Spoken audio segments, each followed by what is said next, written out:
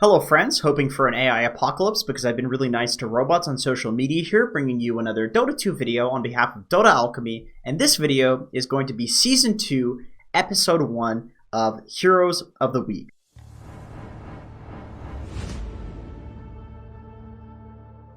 Our up-and-coming hero for this week is Treant Protector, who's sporting about a 54% win rate in pro-level pubs currently.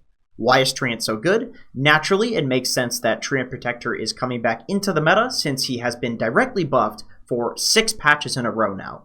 In particular, he now has really good base mana regen for spamming his spells in lane. His armor has been buffed so that he's even better at trading than he was before, which was already extremely good. His ultimate has been buffed to be a ridiculous 5-second BKB piercing disable at max level. Nature's Guise was reworked to allow him to walk through the goddamn trees and do a significant amount of damage upon rooting. Living armor was buffed to be significantly better at all levels, including the early levels, which is honestly pretty unprecedented for Tree, since for his entire existence, all of his abilities have sucked at level 1. His strength gain was buffed, Overgrowth Ags was buffed, his movement speed was buffed, his talents were buffed, and to be quite honest, when you go to Treant Protector's Dotapedia entry and look at the change logs, it is blindingly clear why he's strong. The list of buffs seems endless. On top of that, I think that a change in playstyle was one of the biggest factors contributing to this hero's rise. He's now being played as a 5, and considering that he's extremely strong with 0 items, how he can be a menace when it comes to warding and scouting with his new invisibility, and his insane ability to dumpster lanes, it makes a lot of sense that he's seeing a big amount of success playing as a 5. Furthermore, people are now maxing living armor early on into the game and getting much better at protecting and healing towers when a Treant Protector is in the game. All in all, his 54% win rate is certainly on the lower end of what you could achieve with this hero if you practiced. I think that the ceiling for what you can do on Treant 5 is almost limitless, since no other hero really plays like him in Dota. So how do you play this hero? Number 1, pick Treant as a 5. Number 2, buy 2 Tango, Sentry Ward, and an Orb of Venom. Number 3, start your game in the off lane for the runes. Get a kill there, then TP to your safe lane in the first minute of the game. Number 4, if you are winning the lane, punch the most killable hero on the enemy team with every Q cooldown. Number 5, if you're in a harder lane, then punch the support on the side of the lane or the offlaner when you have your W off cooldown after level 2. Number 6, at 5 to 7 minutes, leave the safe lane and go punch people in the off lane. Number 7, spend the rest of your game in the side lanes, particularly in the off lane, setting up deep wards, scouting, punching people, and armoring towers. TP to defend your towers. How do you counter Treant Protector? Well, number 1, you could start the game with the Quelling Blade and immediately run over to your lane and destroy all of the trees, even on ranged heroes. This is worth it. Number 2, you could buy some Invis Reveal. That's always going to be good, buying some detection. Number 3, you can pick heroes that have Invis Reveal, such as Zeus or Bounty Hunter. Number 4, you can get heroes who naturally destroy trees with spells, such as Batrider or Beastmaster with his axes. Our overrated hero for this week is Night Stalker. When Night Stalker was buffed so that his void ability no longer did half damage during the day, it provoked a lot of people to experiment with the hero.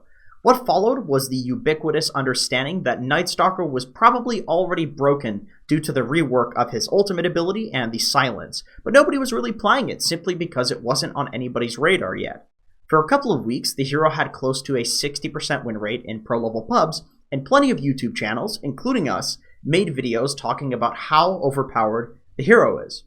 However, since then, the hero has been nerfed. Hunter in the Night attack speed was nerfed, Crippling Fear silence duration was reduced, and his level 20 and 25 talents were nerfed, the damage talents in particular.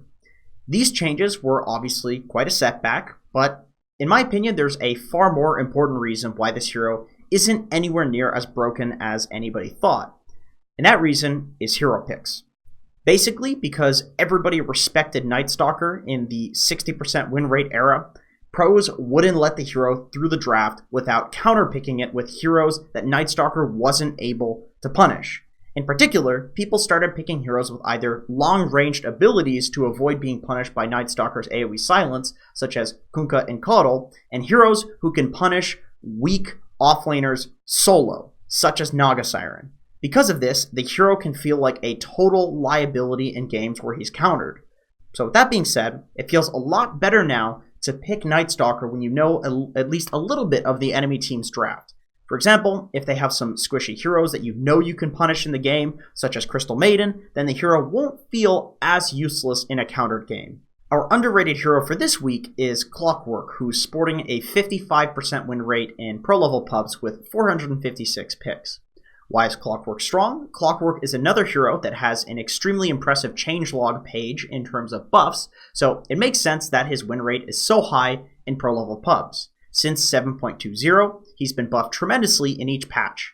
The cast point on Battery Assault was straight up removed and its cooldown was reduced.